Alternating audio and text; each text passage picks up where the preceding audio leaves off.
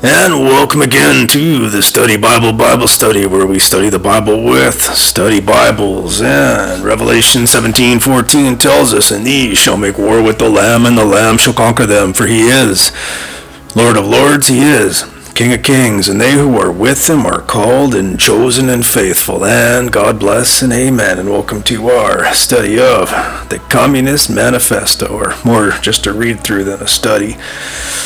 It's just a widely put forth subject these days, communism and all the new, what's called the new cultural norms that are being brought in.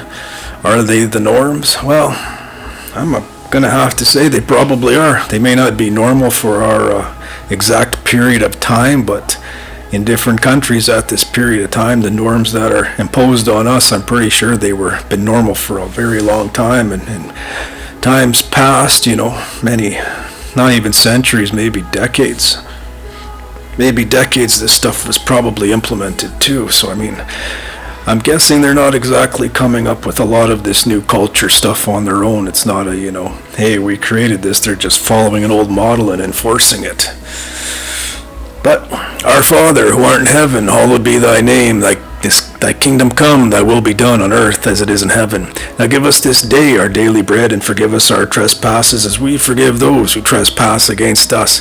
And lead us not into temptation, but deliver us from evil. For thine is the kingdom, the power, and the glory forever and ever. Amen. Since we're doing the Communist Manifesto, better go with a stronger prayer, right? The model prayer, the Our Father. Now, back to our book. Now, communism deprives no man of the power to appropriate the products of society. I'm guessing that communism deprives no man of the power to appropriate the products of society because, well, technically, when you don't have a job, right, they're not really worried about what you can't buy or what you can't afford to buy.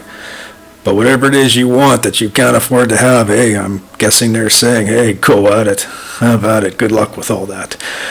Now all that it does is to deprive him from the power to subjugate the labor of others by means of such appropriation. So I guess when they're talking too about appropriation here, they're probably talking directly about what exactly you can't afford, or what exactly you owned before you couldn't afford it, and what exactly they took from you because you can't afford what you owned before they came and took it from you. Not took it, appropriated it, right? That's the appropriate word. Appropriation doesn't mean take. It means you lost it fair and square, I'm guessing. But now it has been objected that the abolition of private property, with the abolition of private property, all work will cease and the universal laziness will overtake us. Well, I don't know about universal laziness, but the Bible does actually speak directly about idle hands, and when your hands lay idle, the first thing you do is generally get into trouble and cause trouble to you, yourself, and everybody around you, and fun stuff. Now, according to this, bourgeoisie society ought not long ago to have gone to the dogs through sheer idleness. For those of its members who work acquire nothing, and those who acquire anything do not work. Now, this whole of this objection is but another expression of tautology, that there can no longer be any wage labor when there is no longer any capital. Yeah, I guess when you're not allowed to build your own capital within your life, what exactly are you working for? Why would you go to work if you can't actually acquire anything? I'm guessing that's why in communist societies a lot of people starved. There was really nothing to work for than their own food, and then there still wasn't even work available in order to get their own food. But now all objections urged against communistic mode of producing and appropriating material products have in the same way been urged against the communistic modes of producing and appropriating intellectual properties. Now just as to the bourgeois The disappearance of class property is the disappearance of production itself. So the disappearance of class culture is to him identical with the disappearance of all culture. That culture, the loss of which he laments, is for the enormous majority a mere training to act as a machine.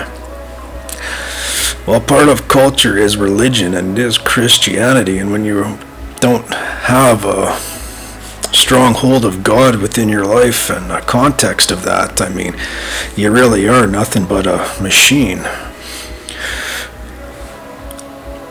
Because, I mean, who do you serve and why do you wake up? Just cause to do what it is you were trained to do, the repetitive task in which the taskmasters gave you, which, well, I also work in a very repetitive task, and it's interesting because, you know, no matter how much you repetitively do a task, you actually just doesn't exactly always make you any better at it. That's kind of interesting. But anyways, but don't wrangle with us so long as you apply to our intended abolition of bourgeoisie property, the standard of your bourgeoisie notions of freedom. To our intended abolition of bourgeoisie property. Well, I'm guessing some of this stuff. Now, the bourgeoisie would be, I guess, our upper class fellow brothers of life. And then in this book we have the proletarian class. I'm guessing the proletarians would be the wage workers, such as I and others like me. The low class, the middle class, the, you know, paycheck to paycheck people. And then communists, from what this sounds like, communists want to get rid of both and just be the leaders. Because technically the bourgeoisie, I mean, they do sit above us and they give us our jobs and whatnot and so forth. So communists want them gone too. So I guess nobody's safe from the communist monster. But now culture and law, etc., your very ideas are but the outgrowth of conditions of your bourgeoisie production and the bourgeoisie property, just as your jurisprudence is but the will of your class made unto a law for all, a will whose essential character and direction and determined by economical conditions of existence of your class. You have what they allow you to have. Now, the selfish misconception that induces you to transform into eternal laws of nature and of reason, the social form springing from your present mode of production and form of property, historical relations that rise and disappearance in the progress of production. Now, this misconception you share with every ruling class that has preceded you. What you see clearly in the case of ancient property, what you admit in the case of feudal property, you are, of course, forbidden to admit that in the case of your own bourgeoisie form of property. Now, abolition of the family. Now, even the most radical flare up at this infamous proposal of the communists being the abolition of the family. But obviously, right, yeah. Big part of communism, I'm guessing, also is godlessness. So you get rid of God, you get rid of the purpose and the foundation of the family. But anyways, on what foundation is the present family, the bourgeoisie family, based on capital, on private gain? It is completely developed. It is a completely developed form. This family exists only among the bourgeoisie, but this state of things finds its complement in practical absence of the family among proletarians and in public prostitution. Now, the bourgeoisie family will vanish as a matter of course when it is completely vanished, and both will vanish with the vanishing of capital. Well, pretty much, right? When capital vanishes, even the bourgeoisie aren't going to have anything to buy and sell and build and create and do exactly what it is that they do. Now, do you charge us with wanting to stop the exploitation of children by their parents? To this crime we plead guilty. But you will say we destroy the most hallowed of relations when we replace home education by social education, and your education is not that also social and determined by the social conditions under which you educate by the intervention, direct or indirect, of society by means of schools, etc. Take God out of schools and you get a secular education. You get your own education made by the means of man. Now, the communists have not invented the intervention of society in education, but they do seek to alter the character of that intervention and to rescue education from the influence of the ruling class. Because I guess at a period of time, because of the way the school system was actually built, it was built by, I guess, the Catholic churches and other Christian foundations, and there was the Our Father, and there were prayers in schools, but all that stuff is pretty much dried up from what I hear. I don't go, so I don't know this per se, it's just what people say. But you take God away, that's kind of the idea with communism now, isn't it? Communism as well as socialism now both have a need to remove God from their collective society in which they have recreated.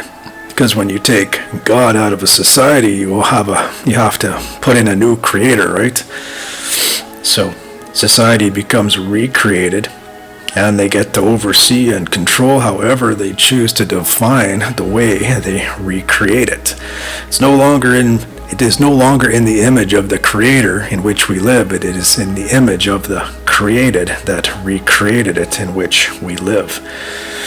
Now man is designed to worship. Now between 5 to 6 billion people in this world, now they worship something, some sort of deity, some sort of form of God. And the others, I guess the 1 billion people left, I'm guessing too, like they still worship, were designed to worship. Who did like the 1 billion people left over worship? They probably worship themselves as their own gods, but they still worship themselves, and they wake up for themselves, and they live in their self-righteous bubbles, as many of us do. But when you remove the living God from society at large, it does directly leave a place open for something to worship, for a new God to step in. And lots of times, I guess, the God will be, well, I don't want to say government, because lots of times it seems that the government seems to be controlled by different forces here. But our Father who art in heaven, hallowed be thy name. Thy kingdom come, thy will be done on earth as it is in heaven. Give us this day our daily bread, and forgive us our trespasses as we forgive those who trespass against us. And this is the Study Bible study, where we study the Bible with study Bibles, and we'll get more. We'll hop into the book and get some more reading done in our next episode. And Revelation 17:14 tells us, "And these shall make war with the Lamb, and the Lamb shall conquer them, for he is Lord of lords, he is King of kings, and they who are with him are called and chosen and faithful." God bless and amen.